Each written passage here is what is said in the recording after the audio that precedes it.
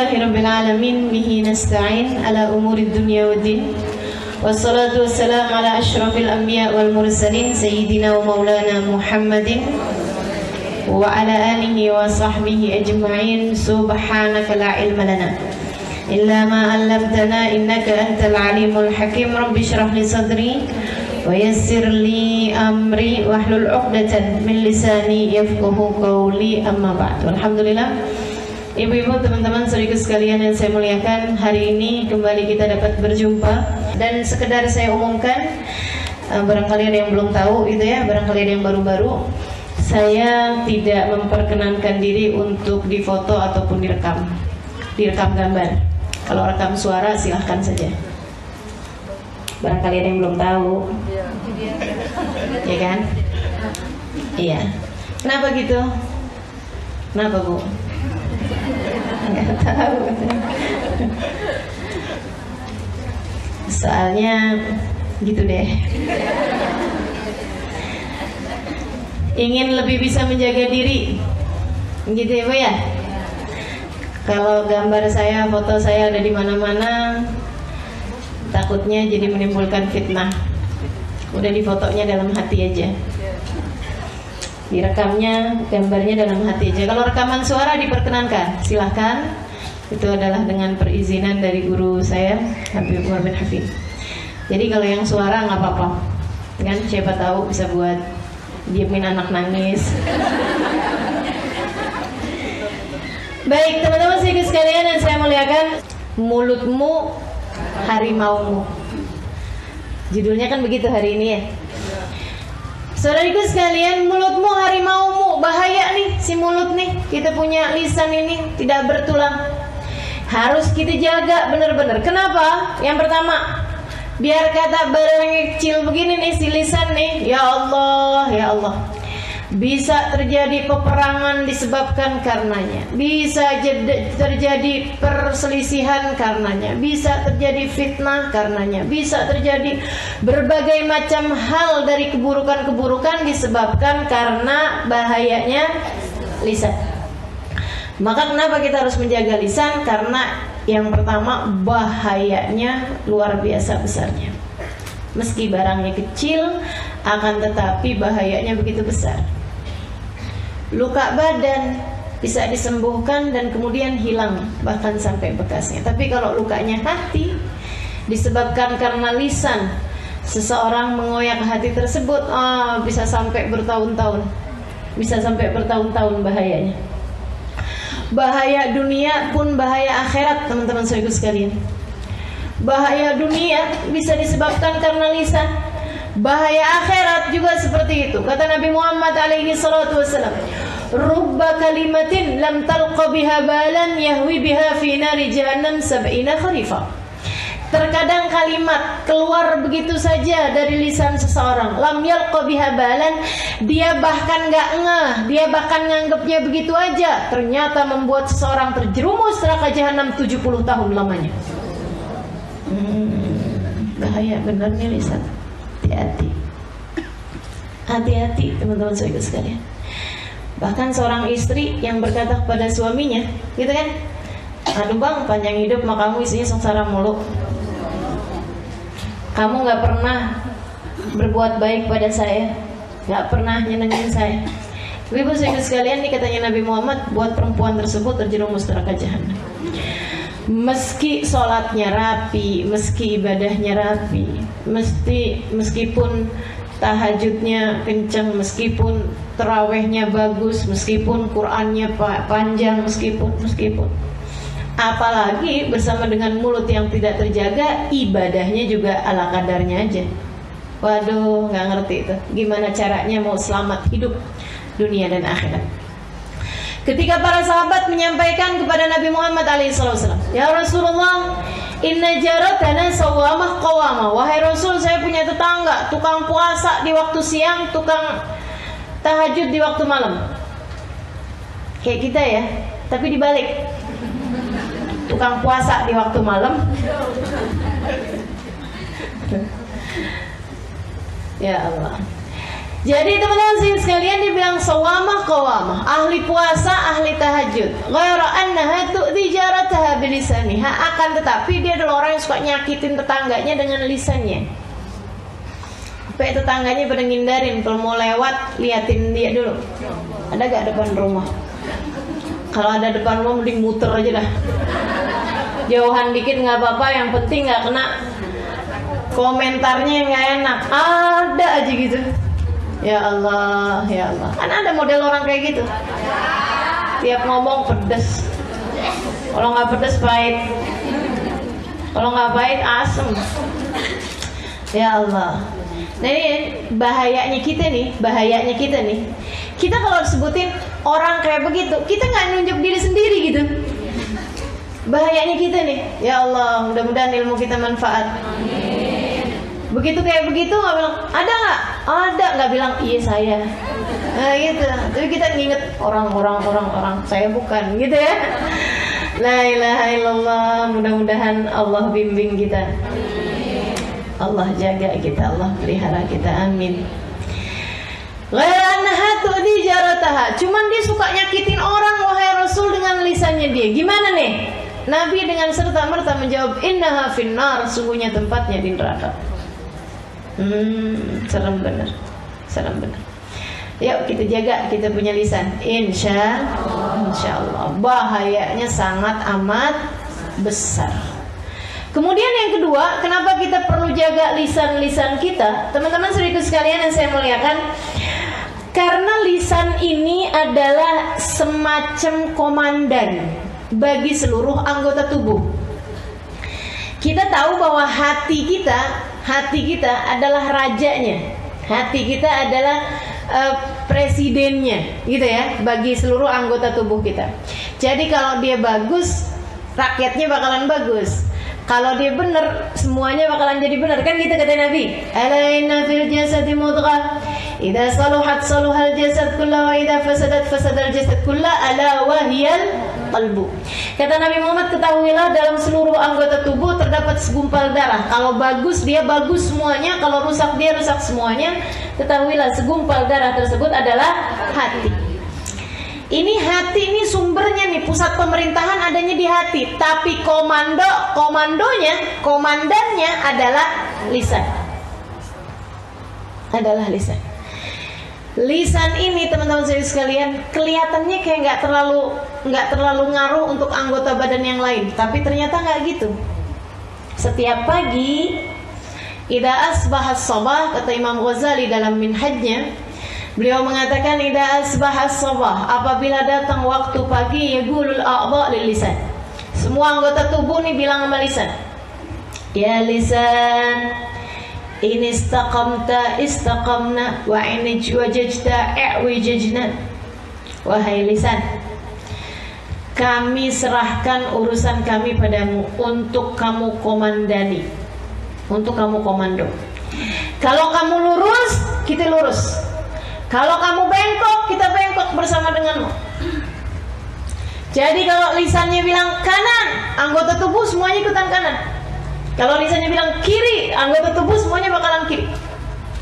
Maksudnya gimana? Teman-teman saudaraku sekalian yang saya muliakan, kalau ingin memperbaiki seluruh anggota tubuhmu yang 7 nih, bukan termasuk hati ya di situ ya. Kalau mau benahi anggota tubuh yang 7, semuanya memang bergantung dari hati. Tapi mau ngerjain kebaikan-kebaikan, itu juga lisan punya pengaruh yang cukup besar. Kalau dia benar, biasanya anggota tubuh yang lain bakalan benar. Kalau lisan nggak benar, bakalannya seluruh anggota tubuh yang lain nggak benar. Karena lisan ini juga merupakan juru bicaranya hati. Orang kan nggak kelihatan nih, kalau lagi diem kayak begini nih, semuanya nih nggak kelihatan. Baik nggak kelihatan. Apalagi pakai kerudungan semua, tutup aurat semua, gitu ya. Semuanya kayak orang baik semua. Amin. Begitu ngomong, baru tuh kelihatan. Alhamdulillah kalau di majlis kan nggak banyak ngomong. Saya doakan yang ngomong. Jadi yang ketahuan baik nggak baiknya saya doakan. Ya Allah, ya Allah. Ini nih lisan nih. Kalau dia baik, baik seluruh anggota tubuh. Kalau dia rusak, rusak seluruh anggota tubuh. Ikutan, ngaruh, ketularan. Jadi nih kalau ngomongnya orang tuh setiap kali ketemu orang ngomongin orang. Tiap kali di jalanan kerjanya ngumpat orang. Tiap kali apa aja ngomongnya nggak pernah bagus gitu. Itu nanti liatin aja. Mata bakalan ikut nggak bener ngelihatnya. Telinga bakalan ikut nggak bener lihatnya. Kaki bakalan melangkah ke tempat-tempat yang nggak bener. Tangan bakalan bergeraknya nggak bener. Yang masuk ke dalam perut pun bakalan menjadi sesuatu yang nggak baik. Lisan semuanya. Kalau baik baik semuanya, kalau nggak baik semuanya. Makanya teman-teman sedikit sekalian coba perhatikan. Kalau pagi-pagi tuh ucapan pertamamu tuh apa? Pagi-pagi. Lagi kalau yang bangunnya terlambat. Sial nih, misal, gitu ya. Udah langsung, ya ampun, nih mama telat nih. Waduh, ngomel pagi-pagi. Teman saya ada yang cerita, Ustazah mohon maaf ya, saya waktu itu ada menginap di rumah dia gitu. Kalau pagi kita Ustazah suka ada perang Iran-Irak. Saya sama anak-anak urusan menu makanan aja kita berantem. Dia bilang urusan mau sarapan apa nggak sarapan semuanya bisa bikin berantem. Nah ini kita lupa, kita nggak tahu bahwa ternyata kalimat-kalimat di pagi hari akan mempengaruhi sepanjang harimu. Maka jagain ya, ngomongnya yang baik, ngomongnya yang benar. Ibu-ibu sekalian, nggak pernah dengar suaminya, bagi yang punya suami nih, nggak pernah dengar suaminya bilang, saya tuh kalau pagi-pagi udah berantem sama kamu, sepanjang hari semuanya berantakan. Bener gak? Pada ngomong begitu nggak suaminya? Yang nggak ngomong aja. Maksud saya bukan berarti nggak begitu, yang nggak ngomong pasti kayak gitu juga. Cuman masalahnya dia nggak ngomong gitu, karena semuanya kayak begitu. Kita sendiri deh, nggak usah yang lain-lain, kita sendiri. Kalau pagi-pagi udah berantem sama suami, berantem sama anak gitu, sepanjang hari bakalan berantakan apa nggak harinya? Berantakan. Kayak jagain lisan, jagain lisan. Baik, yang ketiganya, kenapa kita perlu jagain lisan? Teman-teman sekalian, amalan kita dikit, jaga amalan tersebut dengan cara kita benerin lisan. Sekali lagi alasan pertama kita perlu benerin lisan karena satu, bahayanya besar sekali. Yang kedua, kalau dia benar seluruh anggota tubuh. Yang ketiga, amalan kita dikit, jaga amalan tersebut dengan kita jaga lisan. Karena begitu kita nggak jaga lisan, teman-teman saudaraku sekalian, maka kita sama kayak orang lagi ngelemparin anak-anak panah. Kita sama aja kayak lagi punya anak panah nih dikit, udahlah dikit kita lempar-lemparin, kita kasih-kasihin sama orang. Gitu. Jadi sayangin amal-amal kita. Setiap kali kita ngomong nggak bagus sama orang, itu kita lagi lemparin kebaikan-kebaikan kita, terutamanya ghibah. Orang tuh kalau kita gibah, kita nih kalau berghibah, teman-teman sekalian, lagi transfer pahala kepada orang lain. Nabi Muhammad cerita, kata Nabi Muhammad, araftum manil muflis, tahukah kalian siapa orang yang muflis, orang yang bangkrut? Sahabat bilang, yang punya duit lebih sedikit daripada jumlah utang, wahai Rasul. Kenapa orang bangkrut? Iya enggak? Bu, yang pada dagang. Kita kalau punya uang, punya aset lebih sedikit daripada jumlah hutang yang kita punya, namanya kita adalah orang bangkrut. Kata Nabi Muhammad SAW, oh iya, itu bangkrut menurut kalian. Terus bagaimana menurutmu, wahai Rasul? Nabi cerita, orang bangkrut adalah orang yang datang di hari akhirat nanti bawa pahala segede gunung. Dia seret-seret pahala itu dengan perasaan bangga di padang mahsyar. Sampai kemudian datanglah hari perhitungan. Faja'al ghurama, datanglah kemudian para penuntut. Dia bilang sama malaikat, wah ya Allah, mereka bermunajat pada Allah, ya Allah, orang ini pernah ngomongin saya waktu di dunia. Ya Allah, orang ini pernah fitnah saya waktu di dunia. Ya Allah, orang ini pernah nyakitin saya waktu di dunia. Ya Allah, dia pernah ngomong kasar sama saya waktu di dunia. Ya Allah, dia pernah bohongin saya waktu di dunia. Ya Allah, dia pernah zalimin saya waktu di dunia. Allah kemudian bilang, ambil pahala dia seukuran kezaliman yang telah dia lakukan. Jadi mending ngambilin tuh. Ada yang ngambil dikit, ada yang ngambil banyak, seukuran sama pekerjaan sama kezaliman dia yang dia lakukan di dunia. Udah habis amalnya, kemudian sampai habis gunung amalnya dia, masih ada orang nyempil datang lagi.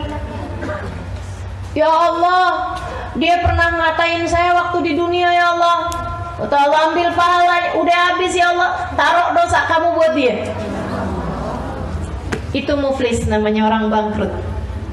Ini kalau bawa pahala segede gunung. Kebayang kalau kita udahlah amal kita dikit, kemudian kezaliman kita mau orang banyak, kerjaannya tiap hari ngomongin orang, tiap hari ngata-ngatain orang. Ya Allah, di hari akhirat nanti apa enggak bangkrut double kita? Apa enggak bangkrut sampai ke ujung kita? Ya Allah, ya Allah. Maka sayangi lisanmu, sayangi amalmu, jagalah lisanmu. Sayangi kita punya amal yang udah tinggal dikit ini dengan cara kita jaga benar-benar lisan kita, insya Allah. Kemudian teman-teman saya sekalian, jagain apa tadi? Amal kebaikan, karena amal kebaikan kita sedikit.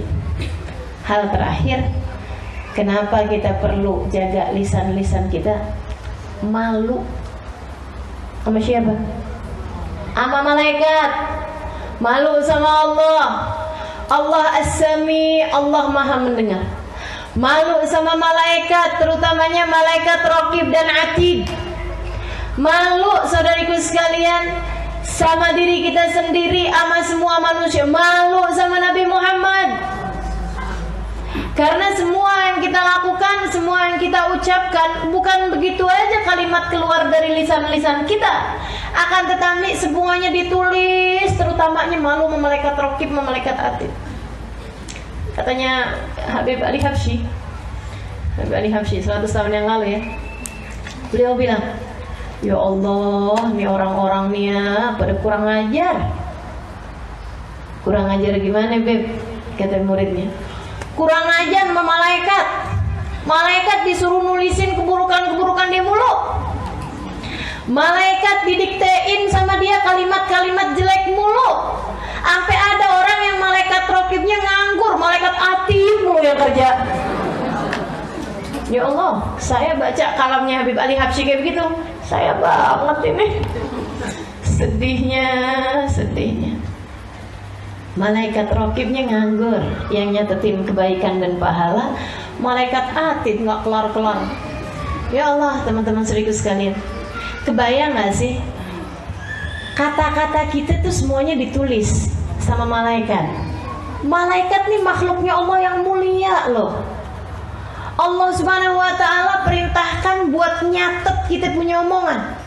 Kebayang nggak kayak apa ruwetnya malaikat yang disuruh nyatet amal ucapan-ucapan kita? Kalau yang disuruh nyatetin ucapannya ulama, ucapannya kasihnya Allah, yang keluar zikir, yang keluar Quran, nih kan? Yang keluar kalimat-kalimat yang baik. Saya bayangin nih, yang nyatet malaikat bagian pencatatnya Habib Umar bin Hafid, girang bener. Dari pagi sampai malam ucapannya bagus semua. Yang disuruh nyatetin Hubaba Nur, girang, malaikat senang bener. Giliran yang disuruh nyatet mali-mali terus. Disuruh mencatat dirimu, malaikatnya, ya Allah, ini kata-kata gak jelas semuanya. Sumpah serapah, ngomongin orang, ejekan sama orang lain. Inna lillahi wa inna ilaihi rajiun. Malaikatnya ini kapan kelarnya sini orang? Gitu. Saat kita lagi ngomongin orang, malaikatnya ampun ya, nih anak nih, ya Allah. Ya Allah, ya Allah, ya Allah. Gitu, disumpahin kita sama malaikat. Disumpahin kita sama malaikat. Makanya begitu ruhnya keluar, malaikatnya bergirang. Malaikat Raqib sama malaikat Atid girang bener begitu ruhnya keluar, meninggal dunia. Alhamdulillah, ya Allah, keluar dari urusan sama dia nih. Gitu.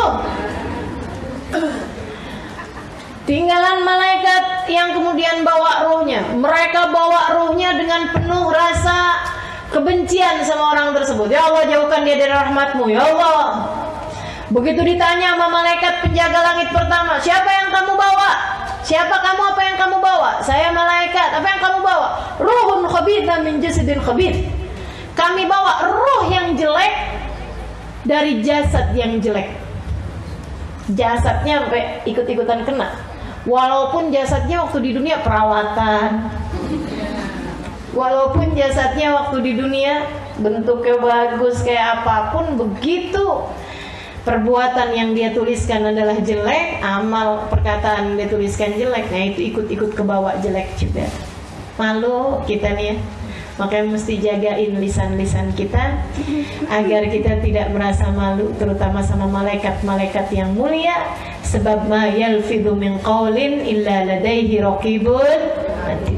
Tidaklah seseorang mengucapkan satu ucapan kecuali akan ditulis sama malaikat Raqib dan malaikat Atid. Kata Habib Umar, orang dia ngomong terus, kata Habib, dia nggak paham. Omongan itu bakal ditulis malaikat Raqib, bakal ditanya ketika masuk dalam kuburan, bakal ditanya ketika dia berada di mahsyar, bakal diperhitungkan kalimat demi kalimat di padang mahsyar di hari perhitungan. Itu nggak mencegah mereka untuk berkata-kata yang dipilih gitu. Padahal kalau misalnya kita ngomong itu pakai ada pulsanya, segitunya aja orang mau berhemat. Bener nggak? Kita kalau telepon sama orang-orang di Saudi Arabia misalnya gitu ya, lagi telepon lagi orang kita lagi umrah atau lagi haji, ya Allah kita susun dulu yang rata, yang rapi. Apa aja yang mau diomongin, pulsanya mahal. Kita irit-irit omongan seini mungkin, sepadat mungkin gitu ya. Karena memang akan kita tahu bahwa itu ada pulsanya. Saudariku sekalian, yang kita omongin setiap hari ini bukan hanya sekedar pulsa. Akan tetapi perhitungan di hari akhirat nanti yang kalau kamu celaka, innalillahi wa inna ilaihi rajiun, gak ada sesiapa pun bisa menyelamatkanmu. Tidakkah apa yang Allah tuliskan dalam Al-Quran bahwa semuanya akan ada pembahasannya, akan ada perhitungannya? Tidakkah itu seharusnya mencegah kita dari mengatakan sesuatu yang tidak kita perlukan, dari mengatakan sesuatu hanya yang memang bermanfaat bagi kita? Mudah-mudahan kita bisa jaga lisan-lisan kita. Amin ya rabbal alamin. Ya wailata hadzal kitab la yughadiru saghiratan wala kabiratan illa ahsaha. Orang-orang kafir, orang-orang ahli maksiat, begitu dibuka buku rapotnya, semua ada, semua ketulis, buku sejarah hidup kita, kalimat-kalimatnya tertulis. Mereka teriak, ya wailata hadzal kitab, ya ampun, di buku ini nyeremin bener. La yughadiru saghiratan wala kabiratan illa ahsaha. Enggak gede, enggak kecil, semuanya ada di situ semua. Itu katanya Sayyidina Ibnu Abbas alaihi ridwanullah ketika mentafsirkan makna saghiratan, yang kecil-kecil juga ketulis di situ. Katanya beliau mengatakan bahwa ketika kamu ketawa nggak ditulis Halimah jam sekian ketawa, nggak gitu, tapi ditulis hahaha-nya berapa, itu ada semuanya. Ngeri ya. Malu kita sama Allah, malu kita sama malaikat, malu kita sama semua hambanya Allah ketika dibangkitkan di hari akhirat nanti. Ini hal-hal yang seharusnya membuat kita mau lebih menjaga lisan-lisan kita. Nggak sama orang yang ngerti dengan orang yang nggak ngerti. Baik kemarin-kemarin kita nggak ngerti, hari ini kita udah ngerti. Maka mudah-mudahan mulai hari ini sampai sisa umur kita lebih pintar buat jaga lisan kita, insya Allah. insyaallah. Amin ya rabbal alamin. Gitu ya. Sekarang pembahasannya ini dosa-dosanya lisan apa aja. Oke, baik, insyaallah bismillah. Niat. Nah, niat mau jaga lisan. Satu, bahayanya gede, serem, saya nggak selamat, takut nggak selamat dunia akhirat. Kemudian lagi yang kedua tadi itu,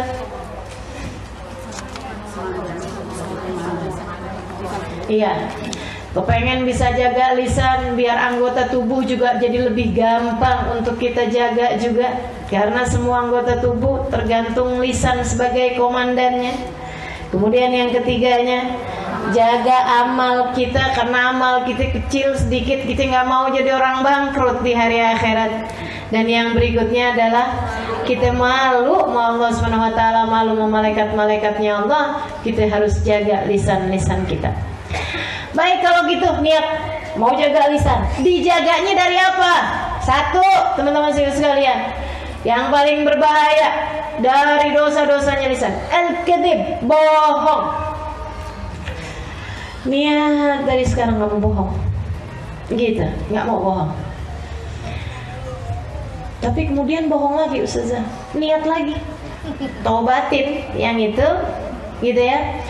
Kalau perlu tiap kali kita bohong, kita harus omongin sama orang tersebut yang kita bohongin, kita susulin, maaf ya, tadi itu bohong saya, gitu. Sehingga nantinya jadi nggak kebiasaan. Kalau setiap kali kita bohong, kita harus susuli kebohongan tersebut dengan penjelasan, keterangan kepada orang yang kita bohongi. Kan jadinya kita malu, ya kan? Sehingga akhirnya ke depan-depannya nggak bohong. Karena teman-teman saya sekalian, ini bohong nih perkara yang kelihatannya kecil padahal gede. Nabi pernah satu ketika ditanya, ya Rasulullah, ayashrabul mu'minul khamar? Rasul, orang muslim ada nggak yang minum minuman keras? Kata Nabi Muhammad, na'am itu ada sih kadang, tapi kemudian dia taubat. Ini syarat muslimnya adalah taubatnya. Sebab kalau meninggal dunia dalam keadaan masih menjadi pemabuk, gitu ya, dia tidak akan meninggal dengan membawa iman dan Islam. Nauzubillah min dzalik. Na'am itu, kata Nabi Muhammad. Ya Rasulullah, yaznil mu'min. Orang muslim, orang mukmin ada nggak yang berzina? Bukan berarti ngentengin dosanya zina ini ya, tapi ada nggak gitu orang mukmin terjerumus ke dalam dosa zina kemudian dia bertaubat? Artinya kalau ada seseorang yang kemudian asalnya dia berzina kemudian dia bertaubat, jangan dipikir wah nggak mungkin, itu si neraka udah kangen sama dia tuh. Belum tentu teman-teman. Kalau dia taubat, pintu rahmatnya Allah, pintu taubatnya Allah SWT masih mungkin untuk terbuka bagi. Kata Nabi Muhammad, na'am itu ada, tapi kemudian dia taubat Allah SWT. Ya Rasulullah, ayasidul mu'min alal mu'min, ada nggak orang mu'min hasad sama orang mu'min lainnya? Na'am itu, kata Nabi Muhammad, ada, tapi kemudian dia bertaubat. Nabi disebutkan beberapa dosa, semuanya Nabi Muhammad bilang na'am itu, bahkan dosa-dosa yang besar seperti yang tadi saya sampaikan. Sampai kemudian, ya Rasulullah, ayakdzibul mu'min. Wahai Rasul, ada nggak orang mukmin yang bohong? Enggak, kata Nabi Muhammad, enggak ada. Innama yaftaril kadhiba alladziina la yu'minuna billah. Karena hanya orang yang tidak beriman kepada Allah yang bisa ngarang-ngarang cerita, yang bisa bawa-bawa cerita, yang bisa bohongin orang banyak. Itu hanya orang yang tidak beriman kepada Allah. Jadi pikiran kita nih, adakah kita muslim di sisi Allah? Karena alhamdulillah kita nggak zina, alhamdulillah kita nggak minum minuman keras, alhamdulillah kita nggak bunuh orang, alhamdulillah kita nggak sihir. Akan tetapi bohong. Kapan terakhir kamu bohong? Tadi malam misalnya. Ya Allah, serem benar. Muslimkah kita? Mukminkah kita di mata Allah Subhanahu wa ta'ala? Yuk tegesin, saya tidak mau bohong. Gitu. Kalau bercanda doang gimana Ustazah?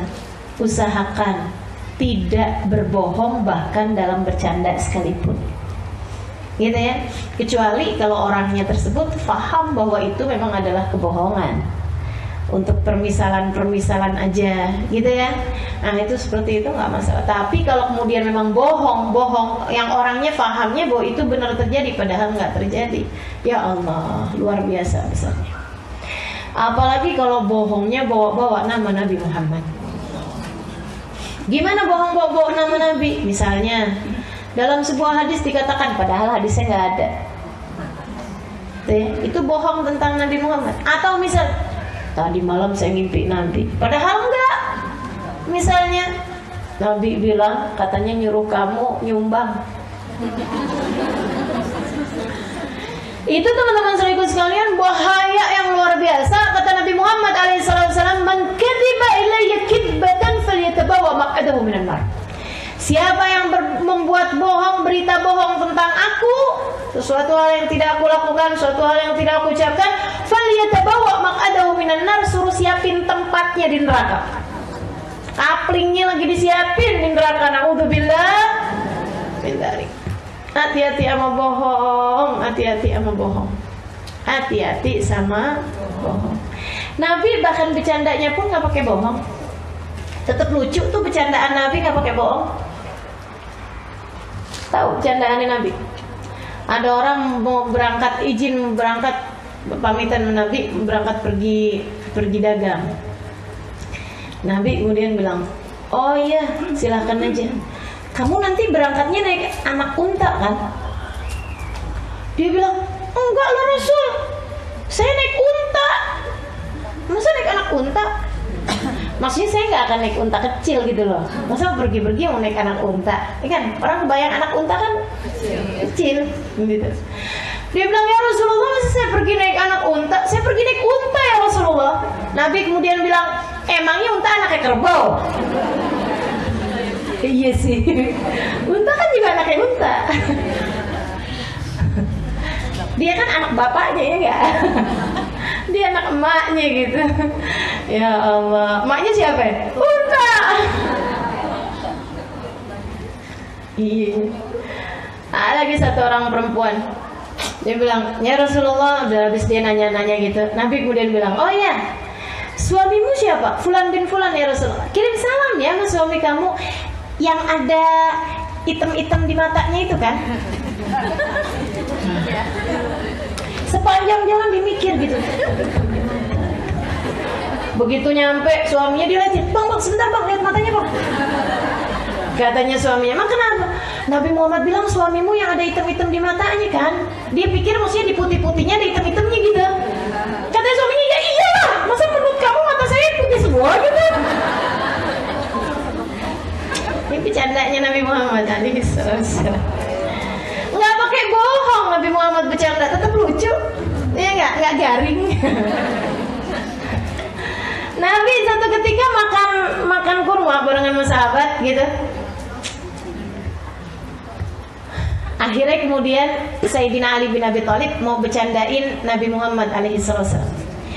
Jadi ini Sayyidina Ali gitu ya, dia makan kurmanya itu bijinya tuh ditaruhin di tempatnya Nabi Muhammad. Kayaknya Nabi Muhammad yang makan paling banyak gitu kurmanya gitu ya. Dek, taruh di tempatnya Nabi gitu, bercanda. Makanya emang nggak baik orang kaku, sampai semua orang nggak berani gitu. Nabi tuh nggak kayak begitu loh, sabar, bercanda sama Nabi Muhammad alaihissalam. Taruh Sayyidina Ali nih. Nah, belum Sayyidina Ali ngomong, misalnya kayak Nabi makan kurmanya paling banyak ya, itu sambil ngelirik-lirik sahabat. Belum, dia nggak ngomong gitu, masih baru lirik-lirik sahabat gitu. Nabi makannya paling banyak kurmanya. Nabi udah duluan, liatin Ali, kata Nabi Muhammad, liatin Ali, kayaknya dia makan kurma sama bijinya. Soalnya di depan dia kan ada bijinya.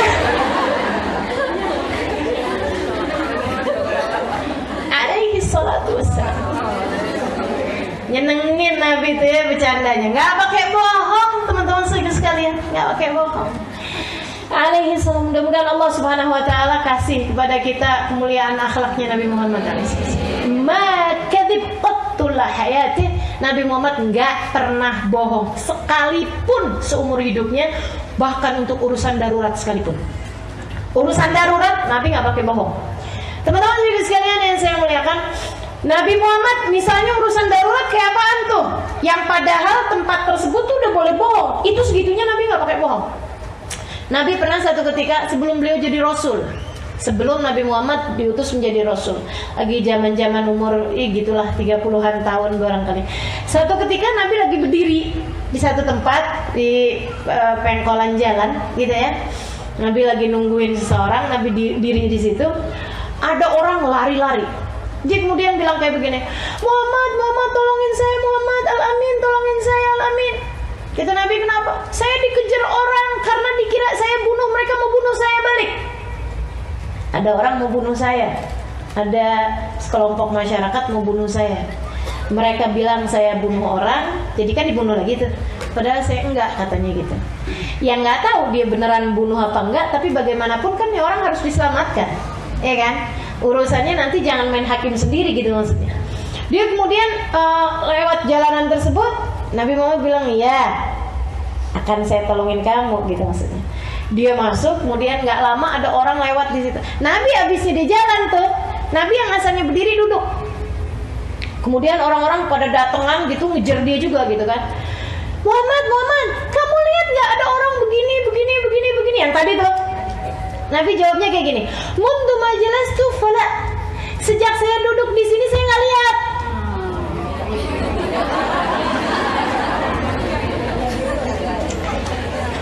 Sejak saya duduk di sini saya nggak lihat, karena ngelihatnya lagi. Segitunya dalam keadaan darurat. Nabi Muhammad nggak pakai bohong, teman-teman sekalian. Nah, tapi jangan kemudian ini darurat nih, saya cari cara dah bahasa. Nggak gitu juga ya. Lagi kemudian baru bangun tidur gitu, temennya udah nanya gitu, kamu di mana nih? Kita udah nungguin lama nih, kan hari ini jadi. Oh iya lupa. Dia kemudian jalan ke kamar mandi, dibilang di jalan menuju kamar mandi maksudnya. Darurat saja. Darurat apaan? Ya darurat itu namanya.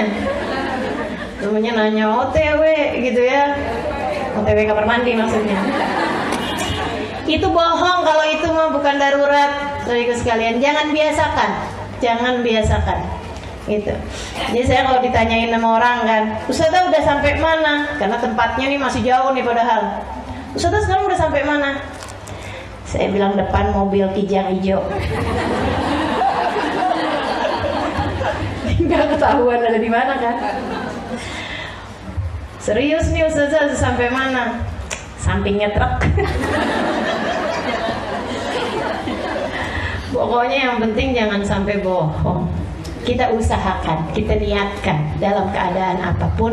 Mendingan jangan bohong. Kenapa? Teman-teman juga sekalian, itu tadi iman kita bermasalah nih. Kalau kita suka bohong, iman kita bermasalah. Kemudian yang keduanya lagi, mesti biasanya kebohongan itu akan disusul dengan kebohongan yang lain. Nih. Innal abad la yakdzib. Seseorang kemudian bohong. Bohong tersebut kemudian ngajakin dia buat bohong selanjutnya, hatta yuktab indallahi kadzaba, sehingga dia ditulis di sisi Allah Subhanahu wa taala sebagai tukang bohong. Fawailul lil mukadzibin. Celaka orang yang selalu berdusta. Celaka kata Allah. Ngeri benar. Makanya teman-teman sekalian, kita jagain bohong kita itu, jangan sampai kita bohong, sehingga kita nggak harus tutupi itu dengan kebohongan. Kayak bohongnya mak-mak nih seringnya nih. Saya tahu lagi nyuci baju suaminya, ada yang kresek-kresek di saku. Pas dilihat 100-an ribu, kayaknya dia lupa. Kita beliin dah lipstick, kita beliin barang. Suaminya nanya, nggak kelihatan duit saya 100 ribu di saku. Enggak. Bohong kan? Kok bisa ya? Saya inget banget ada duit saya tuh 100 ribu di saku. Lupa kali kamu. Udah kamu jajanin kali. Bohong lagi. Yang nyuci kemarin siapa? Kalau kemudian yang nyuci orang lain, si ini, jangan-jangan dia Allah, jadi akhirnya panjang. Padahal bilang aja, ya ampun bang, saya kirain abang lupa. Udah saya beli lipstick bang, kan buat saya dandan depan abang juga. Beres urusan. Jadi teman-teman saudaraku sekalian, kamu nggak harus bohong pokoknya, nggak harus bohong. Usahakan selalu jujur dalam segala sesuatu, sehingga kamu nggak harus nutupinnya lagi dengan kebohongan. Nabi pernah sangat marah kepada Sayyidah Asma binti Abi Bakar. Adalah seorang sahabat yang luar biasa. Datun nitaqain, kata Nabi Muhammad, pemilik 2 sabuk. Karena dia tuh yang nyampein makanan kepada Nabi waktu Nabi Muhammad sembunyi di gua Tur, waktu Nabi Muhammad hijrah ke Madinah. Nabi sangat sayang kepada beliau, kakak ipar, ya. Jadi dia adalah kakaknya Sayyidah Aisyah, kan itu ya. Dia menikah dengan sepupunya Sayyidah Khadijah, yaitu Zubair bin Awam, punya anak Abdullah bin Zubair. Satu ketika Sayyidah Asma nih Nabi lihat gitu ya, Nabi lihat, dia kemudian bilang begini, "Tali Abdullah, batik kata nak sini deh nak sini nak." Ngomong mama anaknya, "Nanti mama kasih ini gitu. Nanti mama kasih ini gitu." Nabi kemudian berkata sama Asma, "Ya Asma, idza aradti an tu'ti fala ba's." Asma, kalau kamu emang beneran mau ngasih dia sih nggak apa-apa. Tapi kalau enggak Asma, kamu sebenarnya enggak mau ngasih dia, cuman mau biar dia datang, gitu ya. Kamu janjiin sesuatu. Ibu-ibu sih yang saya liatin seringnya kayak gini, jangan nangis nak, jangan nangis, nanti mama. Nah tuh. Kalau emang beneran sih nggak apa-apa, nanti mama beliin kamu pesawat. Kalau pesawatan, gitu ya. Itu kalau emang kita niat mau beliin dia pesawat-pesawatan gitu, nggak apa-apa. Tapi kalau misalnya enggak, katanya Nabi Muhammad, "Faqad kadzibti," kamu udah bohong. Wa alamti ibnakil kadzib, dan kamu udah ngajarin anakmu bohong. Dan yang ketiga, wa kutibti indallahi kadzabah, kamu akan ditulis di sisi Allah sebagai tukang bohong. Segitunya bohong sama anak kecil, semua dari kita ngerjain. Gimana kalau bohong sama orang dewasa? Gimana kalau bohong sama orang yang seharusnya kita hormati? Suamimu misalnya, orang tuamu misalnya, orang-orang yang kamu sayangi, kamu bohongin. Innalillah wa inna ilaihi rajiun. Jagain, jangan bohong.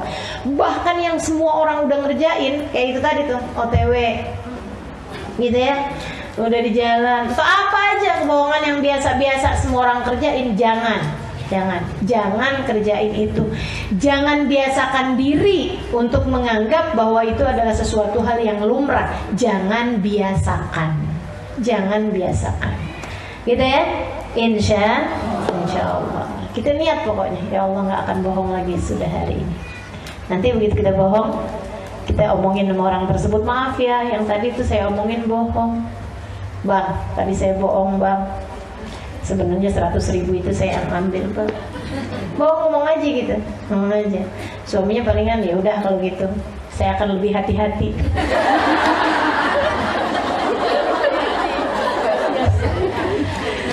Ya Allah, gitu ya. Jadi teman-teman sedikit sekalian saya muliakan, jangan biasakan bohong. Bahkan hal yang kecil sekalipun. Nanti kalau udah setiap kali kita bohong kita terangin sama orang tersebut bahwa kita bohong gitu ya, nanti lama-lama kita akan ngerem diri untuk bohong, sehingga akhirnya insya Allah nggak akan bohong lagi. Bersama dengan niat di dalam hati, mulai hari ini tidak akan ada kebohongan keluar dari lisan kita, insya Allah. Kemudian yang kedua, wow, ini bahayanya nggak kalah gede nih. Apa tuh? Ghibah, yaitu ngomongin orang, teman-teman saudaraku sekalian. Kata Allah, wailul likulli humazatil lumazah, celaka orang yang suka membicarakan aib orang lain di belakangnya atau membicarakan aib orang lain depannya. Maksudnya ta'ir dia, maki dia, caci dia, depannya dia berarti, atau di belakang, ngomongin di belakang, sama-sama celakanya. Wailul likulli humazatin lumazah. Humazah itu yang hamz, maksudnya yang pelan-pelan, jadi di belakang gitu. Kalau yang lumazah terang-terangan di depan dia gitu ya. Nah itu dua-duanya sama-sama celaka. Ketika ditanya apa itu ghibah wahai Rasulullah yang disebutkan oleh Allah Subhanahu wa taala dalam Al-Qur'an, gitu ya. Katanya Nabi Muhammad, "Dzikrak akhal muslim bima yakrah law sami'ah." Ghibah adalah membicarakan aib saudaramu, membicarakan sesuatu tentang saudaramu yang kalau dia dengar dia bakalan marah, dia bakalan kesel, dia bakalan gak senang. Gitu, itu namanya ghibah. Walaupun benar Rasulullah, walaupun benar, kalau kamu bohong, faqad bukti kamu telah fitnah. Jadi kalau kita bohong, kita benar ngomongin orang sesuatu yang memang ada dalam diri dia gitu, memang ada dalam diri dia, itu namanya kita udah ghibah. Kalau ternyata bohong bersama dengan ghibah, kita ditambah fitnah. Dan fitnah ini asyaddu minal, lebih berat daripada pembunuhan. Emang benar banget ya, pembunuhan tuh pembunuhan karakter. Baik, saudara sekalian, saya muliakan, Allah mengatakan tentang urusan ghibah nih dalam Al-Qur'an. Kata Allah Subhanahu wa taala, "Fala yaghtab ba'dukum ba'dha ayuhibbu ahadukum an ya'kula lahma akhihi maitan fakarihtumu." Janganlah seorang di antara kalian membicarakan aib orang lain itu sama aja kayak makan daging orang tersebut dalam keadaan bangkai. Teman-teman saudara sekalian yang saya muliakan, saya pernah tahu baunya bangkai manusia. Pernah tahu saya. Jadi di daerah sekitaran antara perjalanan antara Situbondo ke Banyuwangi itu kita udah ngelewatin hutan, namanya hutan Baluran. Satu ketika kita buka kaca karena mau lewat nih dalam keadaan, maksudnya kan itu kan hutan gitu ya, bagus udaranya, apalagi mobilnya jarang-jarang yang lewat di situ gitu. Jadinya kan udaranya bagus tuh, lagi enak gitu ya. Tiba-tiba keciuman bau busuknya sampai pengen muntah. Wah, langsung buru-buru tutup kaca. Wow, sampai bener-bener tersiksa. Ya Allah, yang asalnya lapar bayangin makanan enak, nggak ada yang enak. Kita kan kalau lagi keciuman bau yang sangat busuk, itu kan udah enak, sampai lagi lapar sekalipun nggak nafsu makan makanan apa. Bahkan kita lagi makan aja kadang bayangin bau kayak begitu, udah nggak nafsu makanannya. Akhirnya udah sampai, udah lewat ininya, lewat hutannya, udah lewat baunya, baru deh tuh, ya Allah, bisa tutup, bisa buka hidung gitu. Saya tanya, ini bau ampun luar biasa kayak begini, bau apaan? Bau bangkai orang. Biasanya ada orang gila ustazah, dia bilang kalau di ini buang tuh suka dibuang di hutan gitu kan, enggak, dia jalan ke hutannya 30 kilometer. Jadi itu kan dia nggak ada yang ngasih makan, nggak ada yang apa, sampai kemudian kelaparan dalam keadaan mati gitu di tengah hutan situ. Baunya emang kayak begitu tuh susah, kayak gitu. Iya Allah, ya Allah, baunya nggak pernah saya cium bau lebih busuk daripada itu. Allah bilang, kamu kalau lagi ngomongin orang tuh kayak makan bangkai itu. Kira-kira nih ya, kalau ada orang cakep, bener, cakep, alisnya kayak bulan sabit, ininya bulu matanya anti kiamat, nggak cuma anti badai lagi nih kayaknya ya. Kiamat sekalipun nggak bisa bikin bulu matanya. Misal gitu, wah udah cakepnya luar biasa gitu ya. Begitu dia ngomong, bau busuk dari mulutnya kayak abis makan bangkai. Ada yang betah nggak deket sama perempuan kayak begitu? Nggak ada. Ini kata Allah Subhanahu Wa Taala. Demikian kamu setiap kali abis ngomongin orang, bau mulutmu itu kayak abis makan bangkai. Makanya kenapa ghibah batalin puasa? Karena makan bangkai, teman-teman sekalian. Ini itu yang diceritakan Nabi Muhammad SAW. Ketika satu waktu Nabi memerintahkan semua orang Madinah buat puasa, semuanya puasa, dan ketika kemudian waktunya buka, Nabi Muhammad bilang, jangan ada yang buka kecuali dengan izin saya. Waktu maghrib semua orang dapat izin buka kecuali 2 orang perempuan. Nabi diem aja waktu mereka izin berbuka. Sampai kemudian mereka malu untuk ngomong sama Nabi. Ada laki-laki dimintain tolong dong sampein sama Nabi, kita boleh buka apa enggak? Nabi dia kemudian masuk, ya Rasulullah, inna imra'atan tahtal bab. Wahai Rasul, ada 2 orang perempuan depan pintu rumahmu.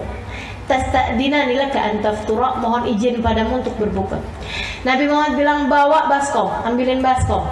Bawain baskom. Kenapa Rasul? Murhuma anta tegaya fi hadzal wi'a. Suruh 2 orang perempuan tersebut muntah di tempat ini. Dibawa keluar. Nih, Nabi, kalian berdua suruh muntah. Gimana muntah? Kita kan puasa sepanjang hari ini.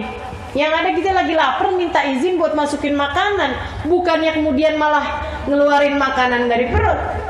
Dia bilang, saya juga nggak ngerti, tapi yang saya pahami, Nabi itu ma yantiqu anil hawa in huwa illa wahyun, nggak pernah berbicara apa yang dia inginkan, akan tetapi semua ucapannya adalah wahyu dari Allah SWT. Ya muntah. Yang satu nungging keluar daging busuk, darah, nanah, busuk luar biasa. Wah, sampai dianya sendiri tuh kebauan, kebusukan. Dianya sendiri sampai tutup hidung gitu. Habis dia, kemudian yang satu lagi kayak gitu, keluar lagi kayak begitu juga. Dia pakai tangan sebelah bawa tuh baskom, tangan sebelahnya lagi tutupin hidung si laki-laki ini, masuk ke dalam rumah Nabi. Ya Rasulullah, keluar beginian ya Rasulullah. Muntah dia. Katanya Nabi Muhammad, innahuma samata ma halallahu lahuma wa aftarata bima yahrumallahu alaihima. 2 orang perempuan tersebut puasa nggak mau makan barang halal bagi mereka, tapi mereka batalin puasanya dengan makan barang haram. Makan barang halal, kita kalau nggak mau makan nasi uduk, padahal halal.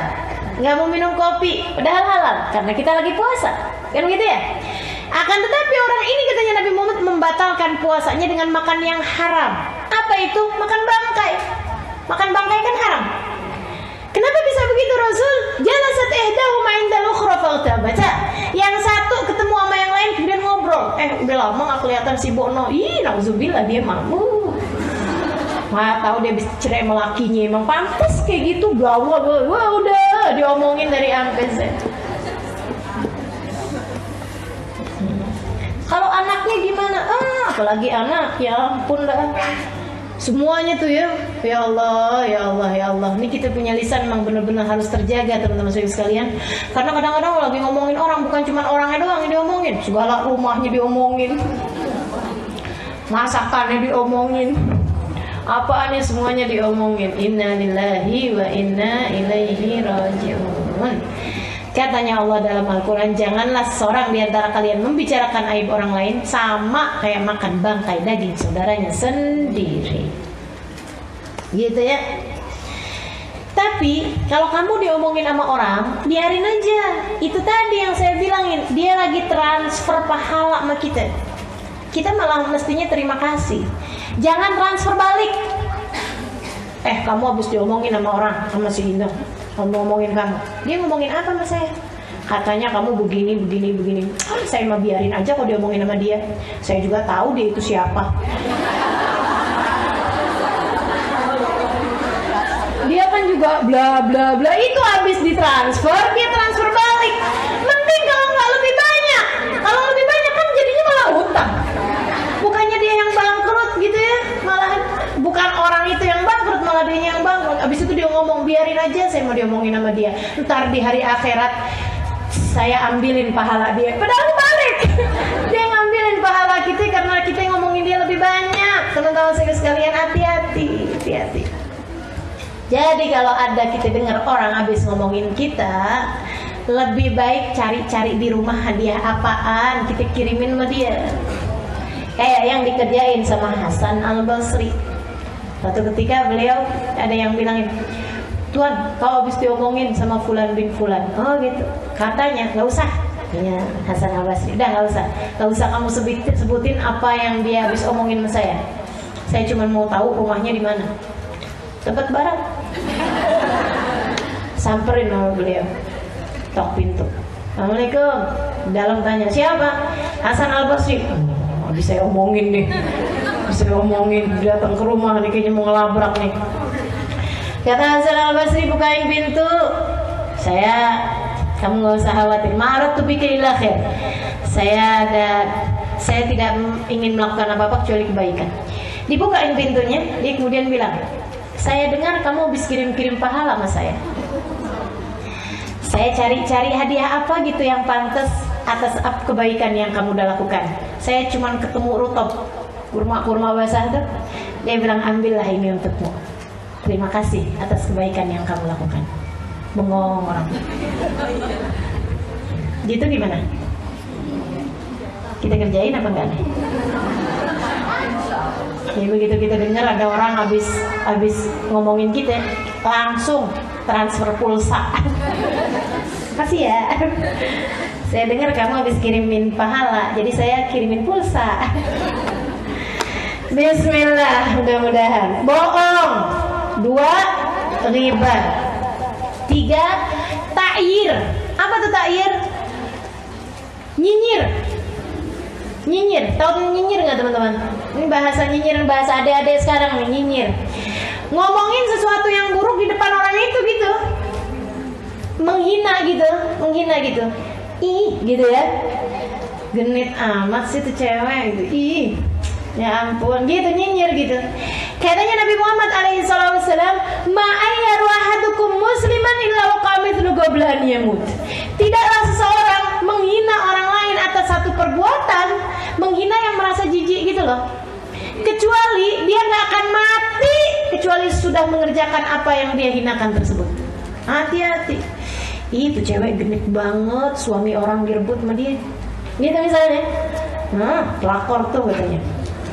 Perebut laki orang. Saya baru tahu loh istilah itu. Ya Allah, ya Allah. Teman-teman saya sekalian, hati-hati. Begitu kita nyinyir sama seseorang, kita gak akan mati kita kecuali setelah ngerjain perbuatan tersebut. Mau? Nggak mau, makanya hati-hati. Kata Sayyidina Ali bin Abi Thalib, "Lau ayyartul hubla la khasyitu an ahbal." Dia bilang, abis Nabi Muhammad ngomong kayak begitu, saya nggak pernah mau hina atau nyinyir sama siapapun, bahkan orang yang hamil. Gitu. Saya takut kalau saya nyinyirin orang yang hamil, Allah kasih kehamilan sama saya. Itu Sayyidina Ali bin Abi Thalib. Dari benernya semua ucapannya Nabi Muhammad alaihissalatu wassalam. Hati-hati, jagain lisan. Apalagi kemudian namimah. Apa tuh namimah? Adu domba. Bukan domba sih yang diadu. Kita bawa omongan dari satu orang ke orang yang lain biar orang tersebut kemudian berselisih paham. Gitu ya. Biar orang tersebut ada rasa kebencian. Yang sering terjadi ini di keluarga. Seorang istri ngomong sama mertuanya jelekin suaminya. Ntar dia ngomong sama suaminya jelekin ibunya dia. Ibunya suaminya jelekin mertuanya. Sehingga antara anak sama ibu jadi terpisah. Jadi rasa ada saling benci gitu. Bang, kamu bang mesti omongin bang sama ibu kamu tuh bang. Katanya nggak bisa kerja lah. Katanya inilah itulah gitu. Nanti bilang sama mertuanya gitu, mami nggak tahu aja nih anak mami itu kayak apaan. Waduh, sampai antara emak sama anaknya jadi jauh hatinya. Ini yang ngerjain kayak begini, siap-siap dunia, siap-siap akhirat. Siap-siap di dunia bakal digituin sama mantu-mantunya. Siap-siap di akhirat bakal dipisahin dari orang yang dia cinta. Sebab siapa yang memisahkan antara orang tua dengan anaknya, bahkan kambing sekalipun. Kalau kambing kita beli, dia punya anak gitu ya, nggak boleh dibeli emaknya doang, anaknya enggak. Apalagi kemudian dibeli untuk disembelih, emaknya doang, dia punya bayi kambing yang lagi nyusu. Ini katanya Nabi Muhammad alaihissalam, siapa yang memisahkan antara ibu dari anaknya, bahkan kambing, di hari akhirat nanti dipisahkan dia dari orang yang dia cintai. Itu kambing. Apalagi orang, apalagi suamimu, apalagi dia sama mertua, sama ibunya dia sendiri. Kamu memisahkan antara dua orang tersebut, bersiap-siaplah di hari akhirat nanti kamu terpisah dari orang-orang yang kamu cinta. Serem teman-teman saya sekalian. Namimah bahaya, ya. Sampai Nabi Muhammad bilang, la yadkhulul jannah namam. La yadkhulul jannah namam. Nggak akan masuk surga orang yang suka namimah. Apalagi dosanya mulut. Ini kita mesti rada cepet-cepetan ini ya, karena banyak nih, ada 10 yang saya tulisin, yang saya siapin. Baru berapa tuh tadi? Sumpah palsu.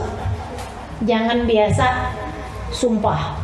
Wallahi anak nggak gitu. Wallahi anak nggak bakalan begini. Wallahi, jangan, udah deh gitu. Nama Allah loh teman-teman saudara sekalian. La taj'alullah urdatan li aimanikum. Kata Allah, janganlah kalian jadikan Allah sebagai bahan untuk sumpah-sumpah kalian. Maksudnya biar dipercaya pakai wallahi. Makanya jangan suka bohong. Jadi orang nggak usah kamu pakai sumpah juga udah percaya. Kenapa kamu ngerasa perlu pakai sumpah ketika bilang sama suamimu, ketika bilang orang tuamu, ketika bilang sama sahabatmu, misalnya gitu ya? Karena selama ini kamu suka bohong sih, jadinya orang-orang nggak gampang percaya, gitu ya. Sampai ada orang gitu, saya bilang coba dong ceramah, kayaknya ngomongnya bener, maksudnya kayaknya ngomongnya pinter gitu. Dia bilang, Ustazah, saya kalau baru ceramah, baru ngomong assalamualaikum aja orang bilang bohong.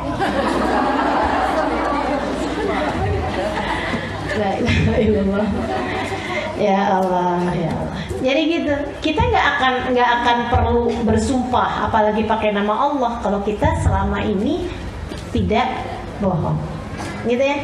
Kan seneng anaknya setiap kali kita bilangin langsung percaya, nggak usah pakai cross check karena dia tahu ibunya nggak bohong. Suamimu ketika kamu bilang sesuatu dia nggak perlu cross check karena dia tahu istrinya nggak bohong, kan enak jadinya. Dipercaya sama setiap orang. Yuk kita biasakan sehingga kita tidak merasa perlu bersumpah. Imam Asy-Syafi'i alaihi ridwanullah, kata Imam Syafi'i, ma halaftu billahi qad, saya nggak pernah sumpah dengan nama Allah sama sekali seumur hidup saya. La sadikan wala kadiban, bener aja saya nggak sumpah, apalagi bohong, nggak pernah saya, kata Imam Syafi'i. Kenapa? Ya Allah, nggak pantas banget saya sebagai seorang hamba pakai nama Allah buat kepentingan saya. Gak pantas kan? Demi Allah saya nggak lihat, demi Allah saya nggak begini. Ngapain pakai nama Allah gitu? Jangan teman-teman saya sekalian. Bener aja nggak perlu kita pakai nama Allah untuk sumpah kita.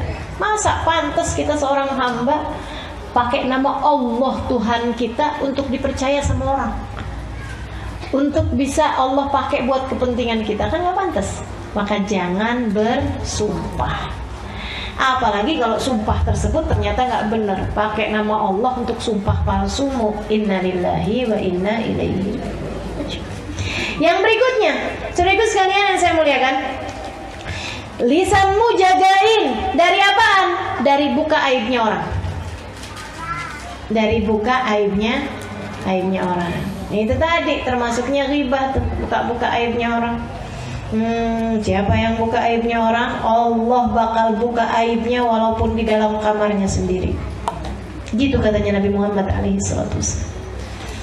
Hati-hati. Kemudian jaga pula lisan kita dari memuji diri sendiri. Nggak perlu muji-muji diri sendiri sama orang-orang, gitu ya. Kamu nggak tahu siapa saya. Emang siapa kamu? Saya juga nggak tahu. Ya Allah, jangan suka muji diri sendiri gitu. Ampun bang, kamu tuh bang, bilang sama suaminya, kamu dolim loh, berbuat jahat sama seorang perempuan solehah seperti saya. Solehah. Ya Allah, ya Allah, ya Allah. La tuzakku anfusakum, kata Allah gitu ke dalam Al-Quran. Fala tuzakku anfusakum wallahu a'lamu biman ittaqa. Nggak usah pakai suci-suciin diri kalian, nggak usah suka puji-puji diri sendiri, karena sungguhnya Allah yang udah tahu siapa yang bertakwa di antara kalian. Allah udah tahu kok gitu. Nggak usah pakai suka puji-puji diri sendiri. Allah udah tahu siapa hakikat kita yang sebenarnya. Apalagi kayak begitu ya, kita sungguh-sungguh bertakwa aja nggak pantas buat muji diri kita sendiri. Apalagi kalau kitanya sebenarnya nggak takwa, kitanya masih berantakan, kemudian kita puji-puji diri kita, kita kasih tahu saya begini, saya begitu, saya begini, saya begitu. Aduh, rapi-rapiin diri, tutup aib-aibmu dan tutup pula kebaikan-kebaikanmu. Tutup kebaikan-kebaikanmu. Kalau ada kebaikan yang kita kerjain, tutup. Ini teman-teman saudara sekalian, termasuk muji diri sendiri, nulis di status. Hari Senin, ya, alhamdulillah, buka puasa kali ini bersama dengan Alhamdulillah buka puasa hari ini disponsori oleh KFC. Gitu ya. Ya Allah, pakai bahasa kali ini pula. Kesannya kayaknya setiap Senin Kamis dia puasa. Kan begitu? Serem bener teman-teman saudaraku sekalian. Tutupi amal kebaikanmu karena itu bisa ria akhirnya. Kalau udah kemasukan ria, pahalanya jadi nggak ada. Takut nih kita nih. Ya Allah. Selama ini kita jadikan Allah sebagai tempat penyimpanan aib-aib kita. Bukankah selayaknya jika selama ini Allah kita jadikan tempat simpanan aib-aib kita, Allah juga jadi tempat simpanan kebaikan kita. Sehingga bukan cuma yang buruk-buruknya doang. Setiap kali ada yang baik kita share sama orang lain, kita bagikan sama orang lain. Ya Allah, teman-teman serius sekalian, nggak perlu. Ustazah maksudnya kan dakwah, ya kan nggak pakai update status indahnya buka puasa. Kalau mau ajak orang lain untuk berbuat kebaikan gitu ya, nggak usah pakai kayak begitu caranya. Oke, fadilah tahajud di-share. Nah, itu dakwah beneran. Tapi jangan nge-share-nya jam 3 malam. Orang tahu kalau kamu habis bangun tahajud. Hati-hati saudaraku sekalian yang saya muliakan. Habis amalmu dengan kamu share kepada orang lain tersebut. Ada ceritanya orang, nggak keburu saya cerita, terusin aja. Ada ceritanya orang lagi bangun malam, dia baca surat Al-Quran, gitu ya. Nah di sana di Arab itu, saya ngerasain juga, jam-jam 3 itu selalu ada orang ketok-ketok pintu rumah kita buat bangunin tahajud. Itu di sana kayak gitu. Qiyamul lail, gitu. Nah dia nih ceritanya lagi baca Quran. Akhirnya orang kemudian Qiyamul lail, fulan Qiyamul lail. Dia lagi baca Quran, kemudian dia pengen biar orang itu tahu gitu kalau dia udah bangun, maksudnya gitu ya.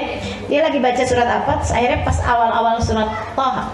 Bismillahirrahmanirrahim. Thaha. Manzal Qur'ana litashqa. Oh ya, kata orang itu.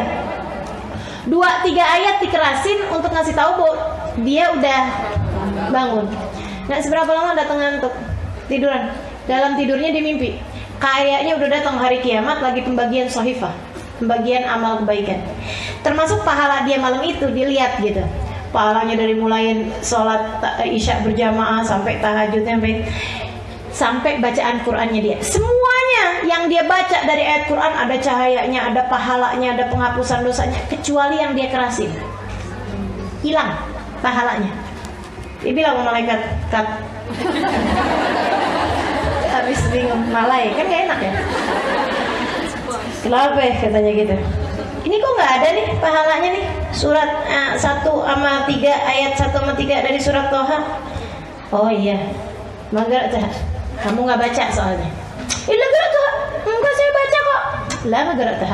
Katanya malaikatnya enggak, kamu gak baca. Serius malaikat saya baca. Kan dia baru ingat malam itu kan gitu ya. Bilang saya udah baca, malahan saya kerasin. Itu dia kata malaikat. Kamu emang bacanya, tapi bacanya bukan karena Allah, akan tetapi biar orang itu tahu kalau kamu udah bangun. Dan dia udah tahu kalau kamu udah bangun. Ya udah, itu dia balasannya, dari Allah yang nggak ada. Kebayang kalau semua yang kita lakukan dari kebaikan semuanya kita update di status kita, semuanya kita sampaikan kepada orang lain. Teman-teman saudariku sekalian yang saya muliakan, mau datang kepada Allah bawa apaan kita? Bawa dosa-dosa. Inna lillahi wa inna ilaihi raji'un. Dosa yang berikutnya, dosa lisan yang berikutnya. Ya Allah, dan ini agak bahaya ini ya. Bercanda urusan yang diagungkan Allah, sehingga akhirnya kita merendahkan sesuatu yang diagungkan Allah. Merendahkan sesuatu yang diagungkan Allah. Teman-teman, kalau mau ngomong, mau bercanda, silakan aja. Akan tetapi hati-hati, jangan bawa-bawa hal-hal yang diagungkan sama Allah. Ada banyak orang zaman sekarang bercanda-bercanda urusan Al-Quran. Kan gitu ya, Al-Quran tuh udah gak cocok buat zaman sekarang. Dia ngomong kayak gitu kan. Oh bahaya tuh, iman bisa hilang. Iman bisa hilang. Ada lagi yang bercanda sih, canda ngomongnya kayak gini. Kayaknya neraka gak takut lagi ya, ntar kita bisa ketemu di neraka sama Michael Jackson. tadi neraka ketemu si ini. Itu bahaya teman-teman sini sekalian. Bercanda silahkan, tapi jangan kayak begitu modelnya. Ih, amit-amit, saya sih kalau masuk surga ada dia, mendingan keluar lagi. Ya Allah, ya Allah, ya Allah. Silahkan kalau mau bercanda, jangan bawa surga, jangan bawa neraka, jangan bawa Quran, jangan bawa Ka'bah, jangan bawa apa-apa. Saya kan udah cerita kemarin tentang orang yang ketika ngelihat Ka'bah, gini doang yang namanya Ka'bah. Akhirnya kemudian jadi gila. Teman-teman saya sekalian, hati-hati melisan. Jangan menghina atau merendahkan sesuatu yang diagungkan oleh Allah Subhanahu wa taala. Omongan, obrolan ataupun bercandaan gitu ya. Jangan. Misalnya, kita lihat ada orang auratnya tertutup rapi. Gitu kan? Pakai penutup muka pula gitu. Jangan dibuat-buat bercandaan. Itu kan dia kayak begitu karena jerawatnya banyak. Itu syariat agama Allah, teman-teman. Syariat agama Allah. Kalau kamu ngerasa belum mampu melakukannya, jangan hina orang yang sudah melakukannya. Hati-hati. Ada dulu orang anaknya pulang sekolah, nggak usah cerita. Pulang diajar, ditanyain sama bapaknya, kamu belajar apa tadi di sekolah? Belajar siwak bah, bersiwak kayak kayu siwak. Apaan tuh? Tuh bapaknya gitu. Ini bah kayu siwak bah. Ini bah Nabi Muhammad dulu bah tiap kali sholat pakai beginian bah sebelum sholatnya bah, jadi giginya bersih bah. Kata abahnya, yang mana sini. Apaan nih? Dibuang sama dia dengan rasa merendahkan gitu. Ya ampun nak, ini zamannya Nabi nak, zaman dulu nak, gitu. Cerita ini diceritakan oleh Habib Umar bin Hafid. Nggak model kayak saya ceritanya ya. Ya ini kan sudah dibumbui. Akhirnya kemudian ibu-ibu teman-teman sekalian, dia punya istri lagi hamil. Oh dia ngomong kayak gini, apaan nih? Ini sih buat melempar anjing gitu. Dia punya istri lagi hamil. Istrinya kemudian melahirkan anak mukanya mirip anjing. Dia sangat marah, kemudian keadaannya stres berat, depresi. Dia satu malam dia ambil pedang, dibunuh tuh anak. Habis kemudian dia merasa bersalah, merasa nggak enak perasaannya, dia sendiri kemudian mengakhiri hidupnya dengan bunuh diri. Itu zamannya Imam Malik. Imam Malik ketika mendengar cerita itu, katanya Imam Malik, karena dia merendahkan salah satu dari syariat agamanya Allah, ialah bersiwak. Hati-hati ya, pokoknya syariat agama Allah itu junjung tinggi. Makanya terutama kepada para ulama, hati-hati lidahmu keset. Kita nggak boleh ngomongin orang, siapapun, apalagi ulama. Kita nggak boleh ngata-ngatain orang, siapapun, apalagi orang hafal Quran, apalagi pendakwah, apalagi bener-bener harus hati-hati. Dosanya double teman-teman sekalian, sebab mereka bagian dari syiar agamanya Allah. Yang berikutnya lagi ialah kepo. Apa sih Ustazah kepo? Kalau saya bahasain bahasa Arab nanti nggak ngerti. Bahasa Arabnya fudul. Bahasa Al-Qur'annya tajassus. Nyelidikin orang, pengen tahu keadaannya orang, gitu ya. Wah, pengen tahu pokoknya semuanya harus dia tahu gitu kan. Taunya tapi dicari tuh yang buruk-buruknya gitu. Kalau kita cari tahu keadaannya Nabi Muhammad untuk kita kemudian mengikuti jalan hidup beliau, kita cari tahu keadaan seorang ulama untuk kita ikuti jalan hidup beliau, itu nggak jadi masalah. Kita cari tahu gitu kan, kalau ini gimana, kalau bergaul sama orang kayak gimana gitu ya. Kita pengen jadikan beliau sebagai suri tauladan gitu, itu nggak jadi masalah gitu, nggak jadi masalah. Saya cari tahu kok guru saya misalnya gitu lagi perlu apa, untuk saya mungkin bisa saya bantuin, untuk saya mungkin bisa beliin kayak gitu loh.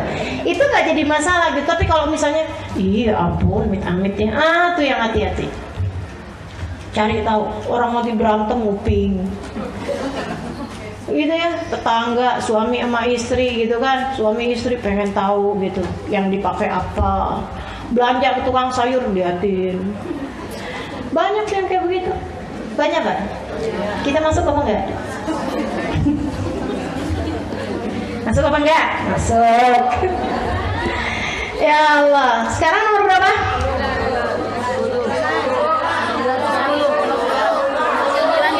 Ini ada hilafiyah ulama gini. Iya, jangan kepo itu kan. Tadi ya. Nomor berapa? 9. Sekarang 10. Oke, ya. Sekarang 10. Hindari perdebatan. Perdebatan, saudaraku sekalian, itu dosa yang luar biasa.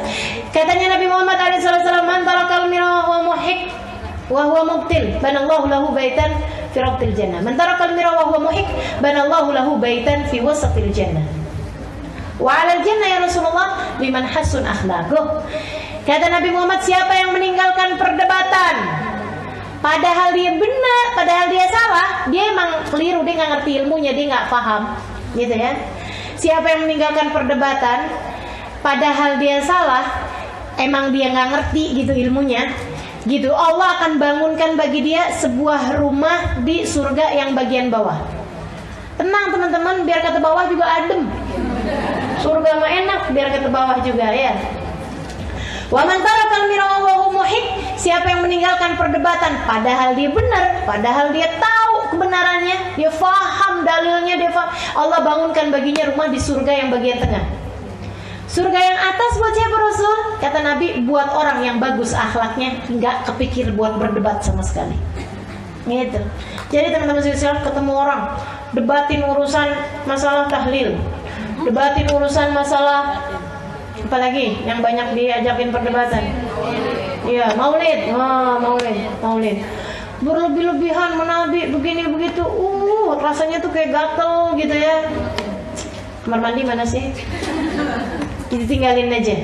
Allah akan bangunkan bagi kita sebuah rumah di surga bagian bawah. Kalau kita nggak ngerti ilmunya.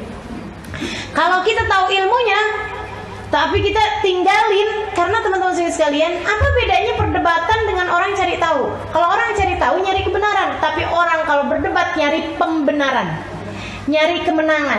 Bedakan, gitu ya. Kalau orang nanya di majelis kayak gini, nyari kebenaran. Nyari kebenaran. Ustazah, apa hukumnya maulid? Dari mana dalilnya maulid? Itu namanya orang nyari kebenaran. Tapi kalau misalnya, Ustazah ngapain sih bikin maulid? Itu ustazah namanya nyiain nian gitu ya. Nabi itu nggak mau loh. Dari mana tuh dalilnya? Itu tuh bid'ah, bla bla bla bla bla bla. Itu namanya debat.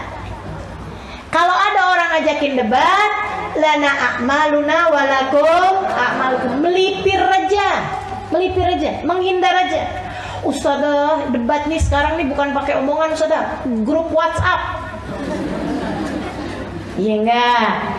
Teman-teman, kalau udah grup WhatsApp lagi santer urusan perdebatan kayak begitu, saya sarankan padamu, izin dari saya, left group,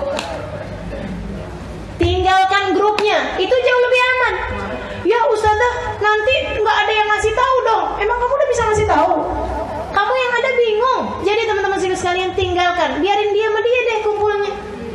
Iya apa enggak? Biarin, kitanya udah keluar gitu. Kalau ada yang kemudian japri sama kita gitu, grupnya lagi ini nih, lagi hangat banget nih, begini begitu segala macam, lagi panas. Ya kita bilangin sama dia, udah deh, buang waktu, buang tenaga, buang pikiran. Mendingan kamu masuk ke tempat kamu sholat, kamu ibadah, kamu baca Quran, jelas pahalanya, daripada perdebatan seperti itu, gitu kan ya? Nah, tinggalkan perdebatan.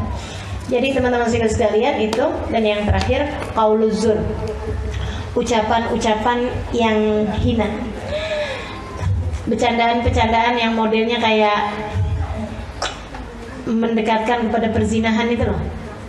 Kan emak-emak suka bicara-bicara tentang, mohon maaf ya, kayak malam pertama, ya gitu-gitu tuh, hal-hal yang kayak gitu-gitu tuh. Nah itu hati-hati, lidahmu itu, lisanmu itu, jagain dari hal-hal yang seperti itu. Jangan kamu bawa-bawa buat membicarakan hal-hal yang hina seperti itu.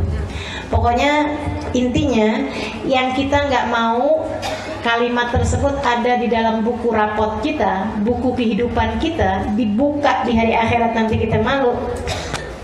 Tutup lisanmu dari mengatakan yang seperti itu, gitu kan?